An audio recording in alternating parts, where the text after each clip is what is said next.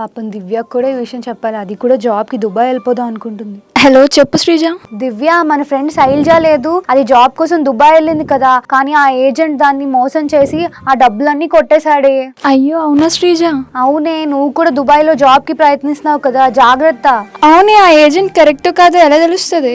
కనుక్కోవడం కష్టమే. విదేశాల్లో ఉద్యోగం కోసం ప్రయత్నిస్తున్న చాలా మంది పాపం ఈ ఏజెంట్ల మోసాలకి అయితే గురవుతున్నారు. అండ్ అక్కడికి వెళ్ళిన తర్వాత తిరిగి రాలేక ఎన్నో ఇబ్బందులు పడుతున్నారు. సో మీరు విదేశాల్లో ఉద్యోగానికి వెళ్ళాలంటే ఆ ఏజెంట్ కరెక్టా కాదా అని తెలుసుకోవడానికి గవర్నమెంట్ అయితే మీకు ఇప్పుడు ఒక ఫెసిలిటీ కల్పించింది. మీకు ఇక్కడ కనపడుతున్నటువంటి వెబ్సైట్ ఏదైతే ఉందో ఆ ఏజెంట్ యొక్క రిజిస్ట్రేషన్ నెంబర్ ఉంటుంది. ఆ నెంబర్ ఎంటర్ చేయడం ద్వారా ఒకవేళ రిజిస్టర్డ్ ఏజెంట్ అనుకోండి, ఓకే. అలా కాకుండా ఆ వెబ్సైట్ లోని డీటెయిల్స్ రాలేనట్లయితే ఆ ఏజెంట్ రిజిస్టర్డ్ ఏజెంట్ కాదు. ఒకవేళ మీరు వెబ్సైట్ లోకి వెళ్ళి చెక్ చేసుకోలేనట్లయితే ఇక్కడ ఒక టోల్ ఫ్రీ నెంబర్ కూడా కనబడుతుంది కదా, ఆ నెంబర్ కి కాల్ చేసి కూడా మీరు ఏజెంట్ డీటెయిల్స్ అన్ని కనుక్కోవచ్చు. ఒకసారి కనుక్కున్న తర్వాత వాళ్ళకి డబ్బులు ఇవ్వడం అది చేయండి, లేదా మోసపోయేటువంటి ప్రమాదం ఉన్నది. ఇటువంటి ఇంట్రెస్టింగ్ వీడియోస్ కోసం ఛానల్ ని సబ్స్క్రైబ్ చేసుకోవడం మర్చిపోకండి.